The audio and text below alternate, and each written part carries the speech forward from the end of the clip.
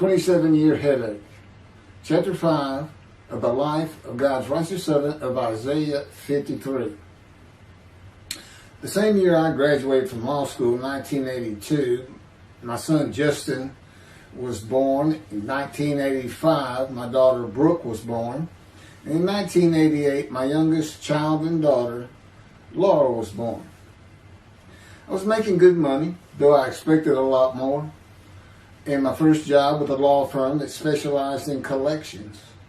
I also tried my first civil case, which, while working there, which was a nerve-wracking event, first trial.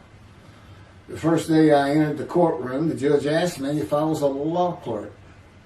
I had a very youthful appearance, though I was 28 years old, not 20, common age for a law clerk. My youthful appearance in junior high school and high school with my long, wavy blonde hair, I usually kept in a ponytail, had way too many people tell me I looked like a girl. It is interesting though, at least to me, not one person in my entire life has ever said anything about my disfigured arm. I must have looked like a girl who would beat on you if you did it. When I got mad, there was no hiding it. You could see it in my face and hear it in my words. When I was 28, Brooke was born. I tried my first civil case, and the bane of my existence on earth began. A never-ending headache that I generally thought to be associated with post-traumatic stress disorder. I had terrible nightmares from my youth, but now I seem to have begun grinding my teeth, causing the temporal mandibular joint, TMJ, to ache terribly during the day, and the whole side of my head, the muscular, I don't know what you call it, but underneath the skin of the skull, was always real tight, a tightening of the muscles. It was difficult to even talk to people at some points. For 27 years I had that headache. I tried everything, even surgery on the TMJ, and another surgery where the doctor severed my upper jaw and then trisected it from my skull and spaced it to fit my lower jaw. All to no avail. I could not stop the nightmares and the grinding of my teeth. Mouth guards helped my teeth, but the pressure was still there. I literally feared going to sleep. I didn't want to wake up the next day sometimes because I knew how bad the pain would be there again. It completely ended my dream of being a trial lawyer. So I got an associate position in an oil and gas firm and began learning how to prepare title opinions for oil and gas companies on tracts of land they plan to drill on.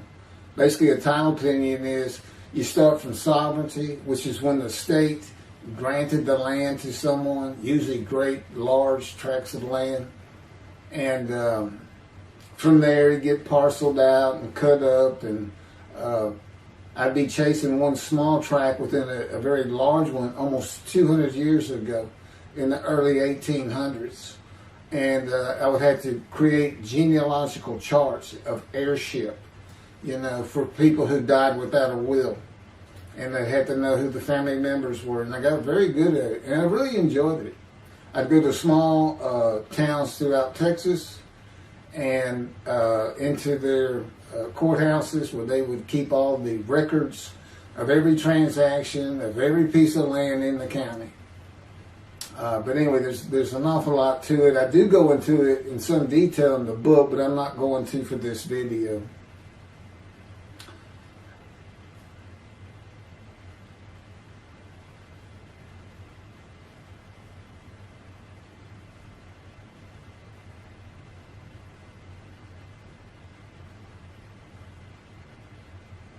Eventually, I had my own firm. It's just me in my own office, and I was doing very well, though billing hours for title work is generally lower than other areas of the law, by the hour.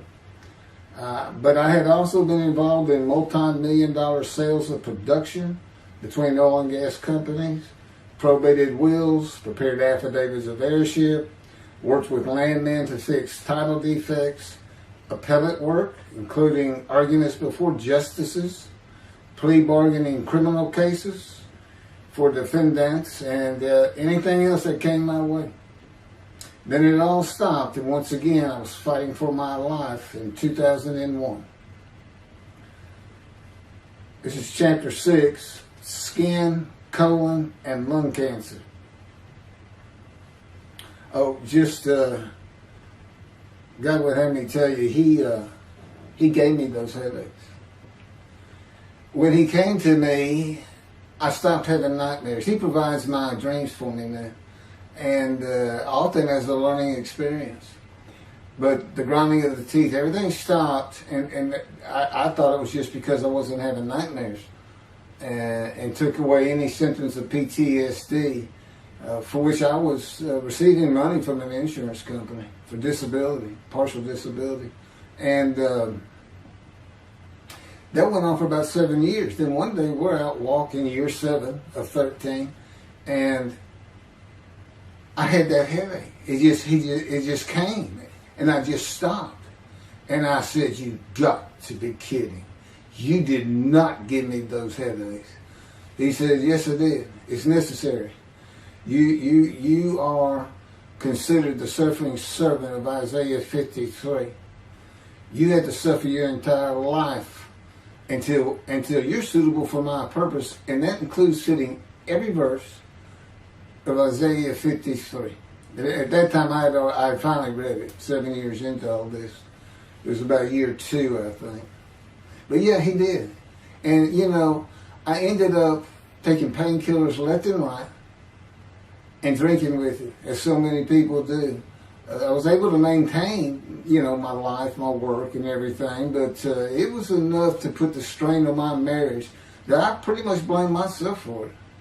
And I told him I did it. That's the only time I got hot. Disfiguring me, gut shot, those things, they didn't bother me. But I said, you hurt my children terribly with that. Because I became a bad father. I mean, I wasn't the father I could be. I mean, they love me and I love them. We don't have any serious risks. They're off living their lives and they're all doing great.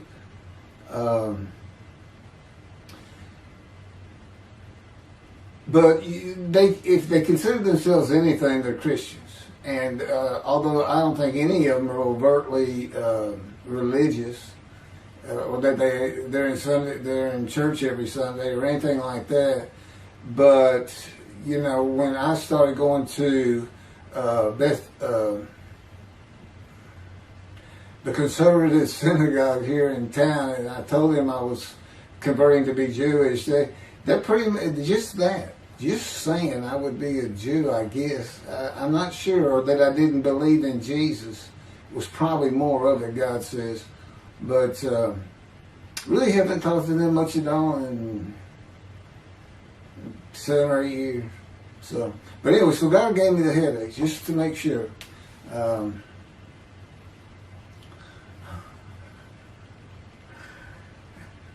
Anyway, I was married to Denise for 18 years, and we divorced in 1997 for irreconcilable differences. We agreed that she maintain custody of the children. The first to leave was Justin, and he came and lived with me. Then Brooke started getting in trouble, who is as tough as she is beautiful. Her mom's very difficult to get along with. Justin was a lot like me at his age, and trouble followed him everywhere he went.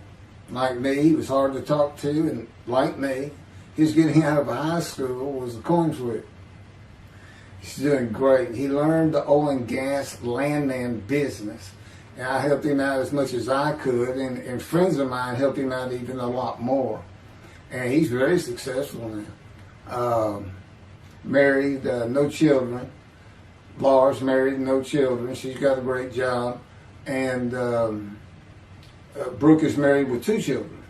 I have 2 grandchildren. Long life, see his children. You'll see what I'm talking about, long life, when I get to the lung cancer that God chose to crush me with. Something had to be done, and to make matters worse, Denise had met a man and they were going to get married. But he didn't want Brooke. to be part of their new family, or Justin for that matter. He wasn't going to go stay with them anyway. Now, I had 2 of the children, and she had 1, but all still in her custody according to the divorce decree. So anyway, I stopped paying child support on those 2, but had not gotten around to the proper revision of the divorce decree when I took Justin and Brooke with me to live on the Big Island, Hawaii. Laura came with us to visit for a month. This oversight on my part resulted in Denise and now her 3rd husband filing papers in divorce court for past child support for all 3 children, for the time I had begun paying her 1/3 of the original amount. I represented myself.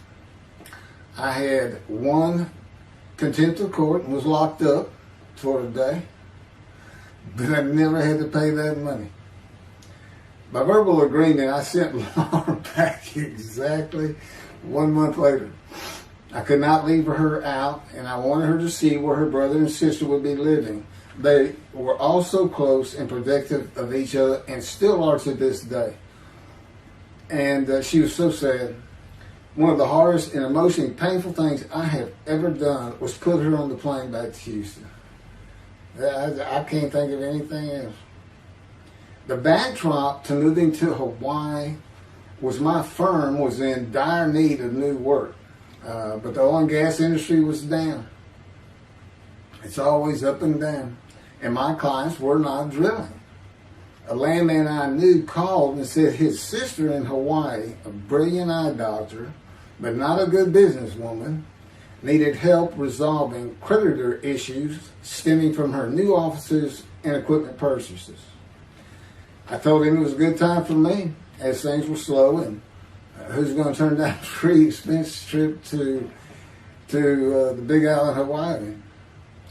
So I went and took care of everything without charge, but of course everything was paid for.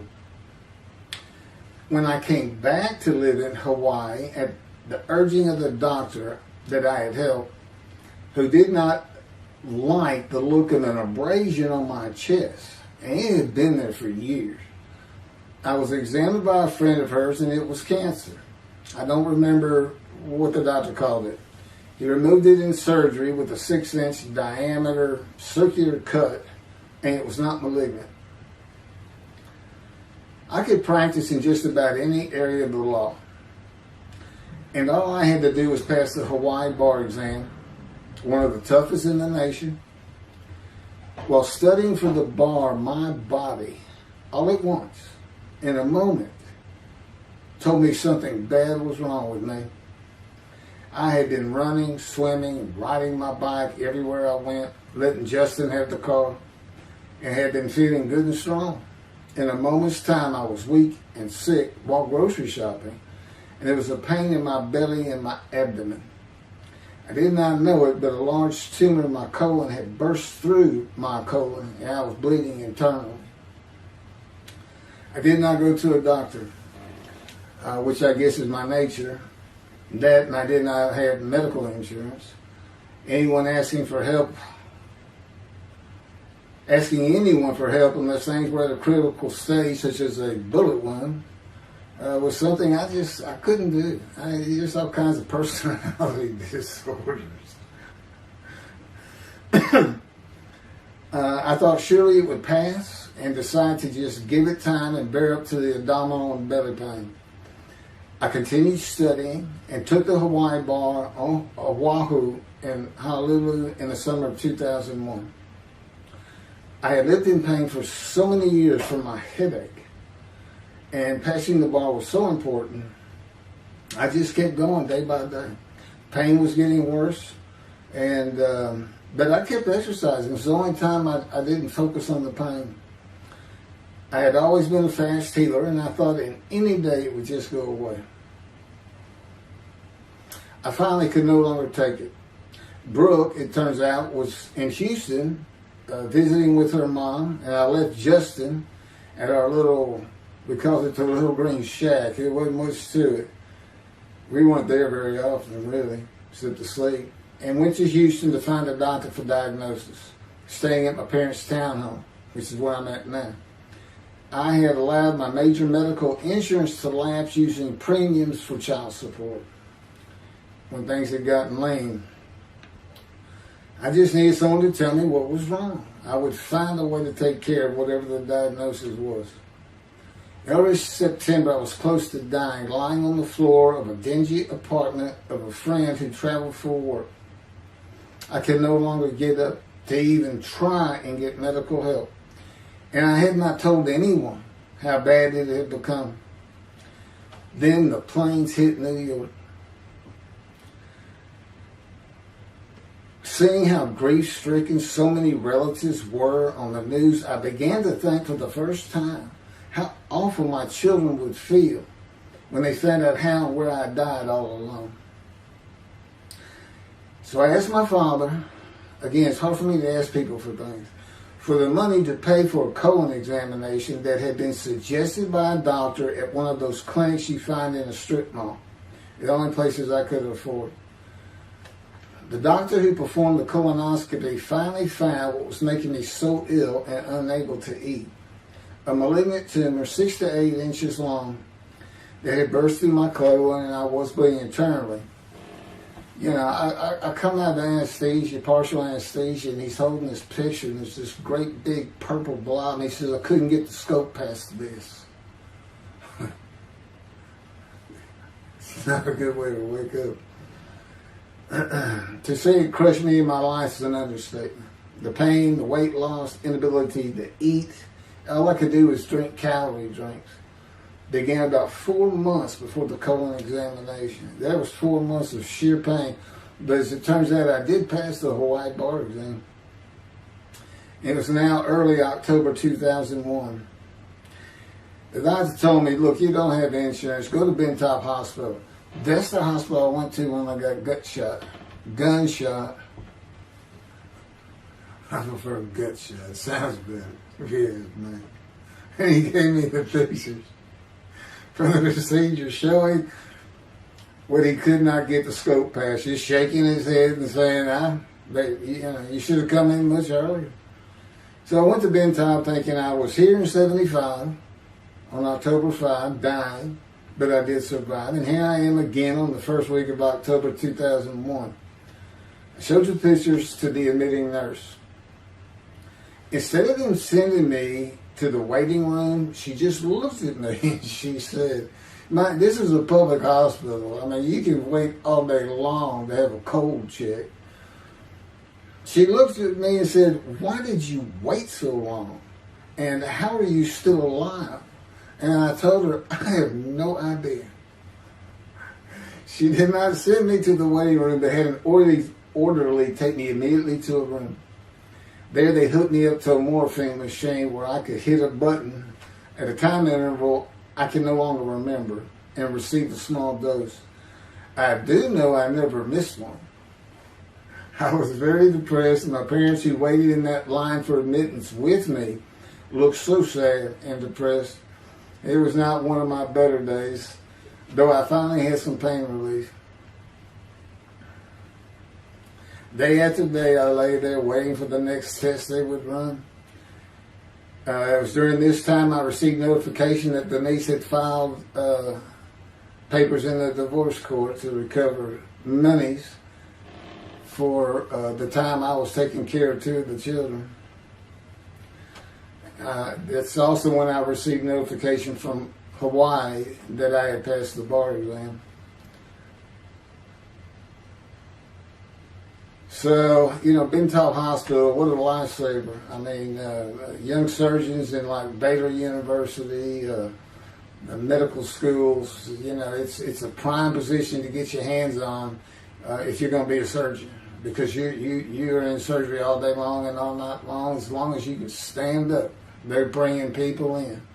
It's just a real hot spot in Houston and a great hospital, but it's not a place you want to stay. You really don't. My doctor would come in and be out so fast I never knew what was going on. He did tell you my previous surgery to my abdomen, where they opened me up from stem to stern, complicated removal of the tumor. On October 25, my son's birthday, who was now stuck in Hawaii, They cut me open again and removed the tumor. It was about a week or so later, I was released with a schedule for chemotherapy. I returned to the dingy apartment all alone, and I just stared at the television for weeks. And chemo is so depressing for those who have to go into it. A small room with big chairs for about 20 people who all look like death, including me. Everyone with an assortment of bags of chemo dripping into our arms for hours. It took about 8 hours before I really got sick from it.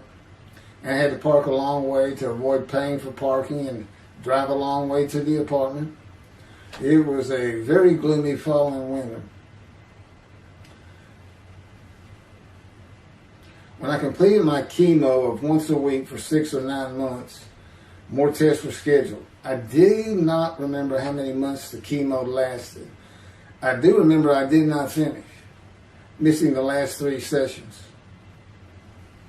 At the end, I could not get out of the door without bursting into tears and just not go. It just wore me down to nothing. On the bright side, it was my door. I had my own apartment called The Loft. It was brand new and very nice on a bayou close to downtown Houston with a running trail alongside it and lots of woods near Memorial Park where I had been running a 3-mile circuit since high school. I returned to being told for follow-up tests, including x-rays on my chest, and the colon cancer had not returned then and to this day. The chest x-rays were another matter entirely. The doctor told me he had bad news and showed me the x-rays telling me the white spots I was seeing was cancer. They were everywhere. Lungs full of cancer, he said, at a stage I could not be treated with any success. My dad was with me, and I asked the doctor, well, what does that mean? And when he said you need to prepare for death, the look on my father's face was so sad and hurt at the same time I'll never forget. And we've been through some tough things in this house. Every house we've been in. It didn't affect me one bit. I did not feel anything. I was too beat down from the chemotherapy to care, I guess. God tells me I had a lot to do with that. And in fact, no matter what they said, I didn't think I was going to die. But I didn't know that. I just wasn't having that conscious thought. And God says he had a lot to do with that. Of course, he hadn't spoken to me yet. I had never seen a doctor for cancer or any other ailment since that day. I had to get Justin home was all I thought about. But I needed money. I found an old client that needed a title opinion for a drill site well. I struggled through that and got my boy back to Houston. And it was tough. I was so weak. And it had been so long since I really had done any title work. And just going to pick the work up and visiting with the client was a major to-do for me. But we got there and I got Justin home and he went to live with some childhood friends. This was now 2002 and going into 2003. I just walked all over the running trails in the 3-mile loop at Memorial Park and in the woods day after day. I didn't think about dying, but I did start. But I did not think about restarting my law practice either. I watched a lot of television and played video games. I watched the Tour de France for the first time and got inspiration from Lance Armstrong. I was still alive though, and the funny thing was my lungs never bothered me. I was never sick.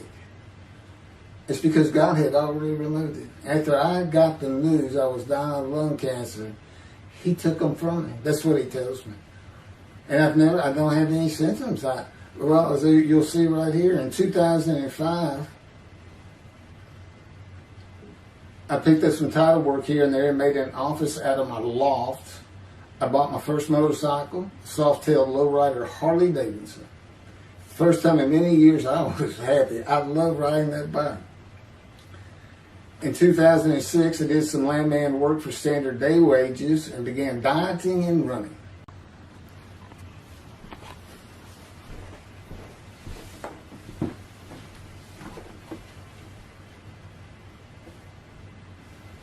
once again, my camera only goes for 29 minutes and 59 seconds, and I'm going to back up just a little bit. In 2006, I did some land work for standard day wages and began dieting and running. I had never been a swimmer in terms of training for it. I love the water and swimming, but I never trained with laps at different paces and various distances. Mostly because I was so slow, because of my right arm. I was reaching an age, though, where endurance in my running was more important than speed. And so endurance swimming was too. In Hawaii, I had seen the athletes come to Kailua Kona, where we lived and where the Ironman triathlon begins and ends. Matter of fact, my little green shack was just right on the route where they start. That was a fun week. And it was amazing watching the athletes train and prepare for the race. I would think to myself, a human being, the human body cannot do what they are doing. Yet they were and they did. It's just amazing. I decided to learn how to swim more efficiently and how to train for distance and endurance. Get a regular and triathlon bike and enter some triathlons. I was still alive and finally a direction and purpose in my life. Training every day for long periods of time. It really helped with my headache and I slept better.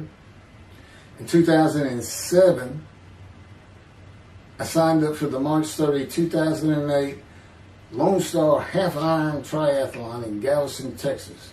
And the October 5, 2008 Longhorn Ironman 70.3 in Austin, Texas. You cover 70.3 miles, and you got to do it under 8 hours. And I did real well in the first one. As far as my time, it's 7 hours and a little bit, but I barely made it without disqualification in the one in Austin, and it was primarily because of the hills. It's this very hilly area in central Texas, I guess. But I did make it, and swore I'd never do another one. But I did that after the first one too. It's tough. My insurance was still paying for my inability to work, primarily based on the headache and a diagnosis of PTSD. So I was not working, and I got real serious in training to swim the 1.2 miles in the ocean. And that would be in Galveston and in a lake in Austin. 56 miles on the bike and a half marathon, 13.1 mile run. That's what I was able to do with a diagnosis in 2001 of lung cancer that could not even be treated, stage 4. And that's just about impossible. It would take a miracle of God for that to happen, because generally you're going to die within 1 year. They say if you get lucky with good medical treatment, you might make 5 years. But 1 year is the standard, if you can make it that long. That's my proof that I offered myself to guilt for God. Because you can't, it's not something provable. All you can do is show the result of that offer. And again, guilt's an emotion. I got way too many videos and everything to get too detailed on it. But that is the proof. You know, I got the colon cancer 20 years ago when the planes hit New York. And it was 2000. Oh, that was 2009, right. Too many things go through my mind when I start thinking about those cancer years. But God, He removed it. He had something for me to do, but that's verse 10. God chose to crush him with disease. And as I've mentioned, the reason He chose that is to show that I was blemished, defective, could not possibly be an offer for sacrifice, because He knew what the Gentiles were going to do. They were going to put an unblemished lamb in there and call the Jewish people's Bible their own, and use the laws of Leviticus, not unlike Mr. Tovey, a singer, and his 6 million blemished ram sacrifice by Hitler, the righteous servant of God. How that seems to read. He's welcome to respond any way he wants to that. But it's on the video, it's in the book, it's in quotes by him. It's from his midrash, from his site. And he said, share this with everybody. Everybody can take it and just share how great my knowledge is. Well, it's lacking in some areas. There's any question he's an intelligent man. But his reasoning capabilities, in my opinion, at least as to Isaiah 53, are severely wanting. I am that man. And God's going to give the Christians hell with it and with me. Just like I just heard this for the first time on the video. When all of a sudden he had me say that Jesus announced he wasn't the man of Isaiah 53 on the cross. When he said, Father, Father, Father, why are you forsaking me? Because he was about to die. In Isaiah 53, who he thought he was, and he's not, who he didn't fit the verses, but he thought he was, is supposed to be exposed to death, but given long life. So boldly he goes into the Roman Jerusalem and gets himself taken up. He's not worried. Delusional, yeah, maybe, but as far as I'm concerned, he's nothing but a story. He never existed. And the story starts with the Essenes of the Red Sea Scrolls and the teacher of righteousness. Real quick, I'll go over that. Here's the thing. Their founder is called the teacher of righteousness. Okay? They were great followers of Isaiah. They had the great scroll of Isaiah. They're prolific writers and copyists. They had their own gate at Jerusalem. The Essenes gate. Now, the New Testament never mentions them. You got Pharisees, Sadducees, Essenes, but they never mention an Essene. And Jesus, quite frankly, would have been one of them. Because they embody who he is. They didn't like riches, hated sinning. They didn't like material things. They removed themselves from Jerusalem, in the most part, to those caves by the Dead Sea for that very reason. But they did have a gate. They still had people who would be there, and you know what they would do at the gates? Tell stories. That's what you do. You tell stories, and it is a great story. Here's this guy, he's connected with God. Back then they believed men were gods. Caesar was a god. Over in Egypt you had the same thing going on. It's a common thought that men could be gods. And this story just springs up.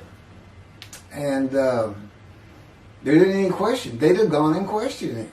I mean, they're sitting right front and center in Jerusalem. You think they didn't hear about this man walking on water, raising the dead, feeding 5,000 with 2 fish and 5 loaves, turning water to wine? That alone, Rome would have said, Caesar would have said, he does what? He turns water to wine. Bring him to me. Don't touch a hair on his head. You don't kill the man who turns water to wine.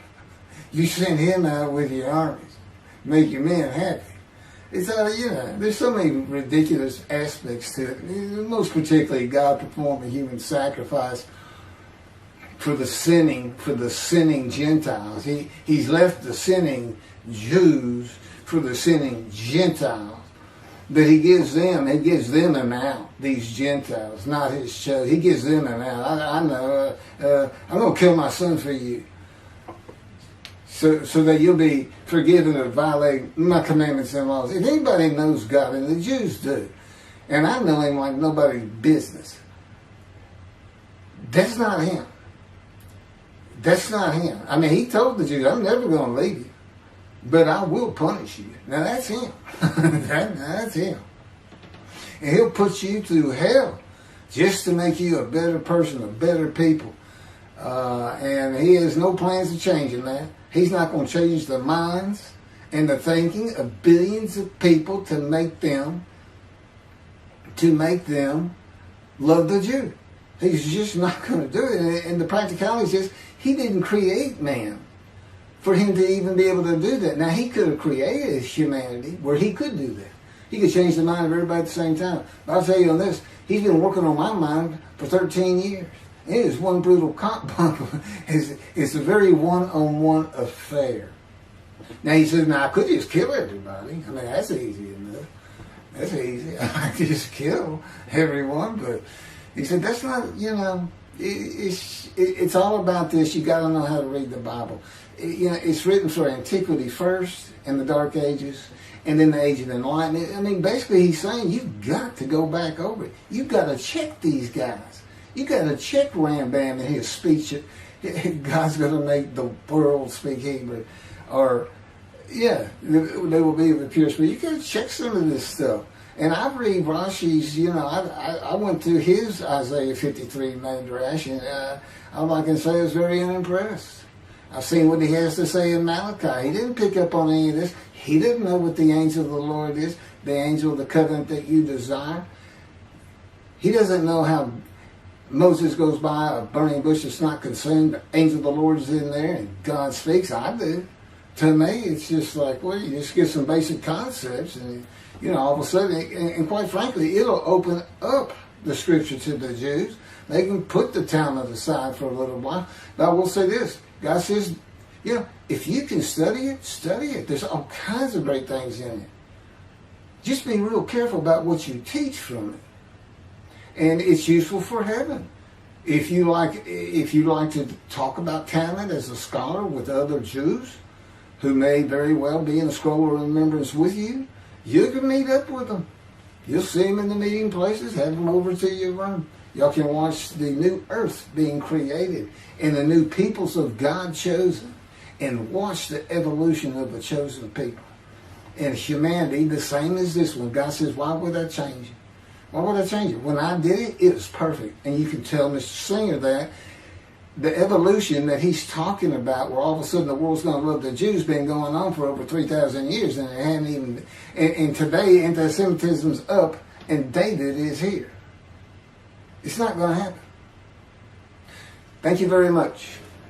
I will be doing. Was that 5 and 6? Yeah, that was 5 and 6. Now the book picks up at chapter 7. It's on a video when God first speaks to me. And it's very interesting. And we'll still be putting some videos out. But I've pretty much covered all the major material. Everything from Isaiah 53 and the day of the word, Lord. There's a few more things. And it's a better read than it is a video watch. But, for those who like to read. But it's covered very well in these videos. And now that I put in the personal part in, which is to show how I fit Isaiah 53, and you see the difference in my life. Now that's a life of suffering. That's a life of pain. That's a life of familiar with disease. They say, gee, well, he died on the cross. He was scourged. He was scourged and this and that. Do you know how much he suffered in his life? I mean, he's not even in the conversation as a man of suffering. He's not in the conversation. Thousands and thousands and thousands of people died horrific deaths back then and by crucifixion. He's not the only one. This is descriptive of a man in his life. So you can find him, identify him. And what did he do? He never suffered. He was never sick, ever, until the last day of his life. He's 30 years old and he's got one day under his belt of pain and suffering. To me, you're not even in the conversation. I mean, that's nothing. That's not him suffering. That's just, he had a bad death, sorry. You got whipped first. You got whipped. One gospel says the scourging was an open-handed slap to the face. Now, the other three do say scourged. But then and then every movie you see, he's carrying that cross. He's all whooped up and bleeding, this and that. He carries the cross in one gospel only. In the other three, it's carried for him. And then he's on the cross, and what does he do?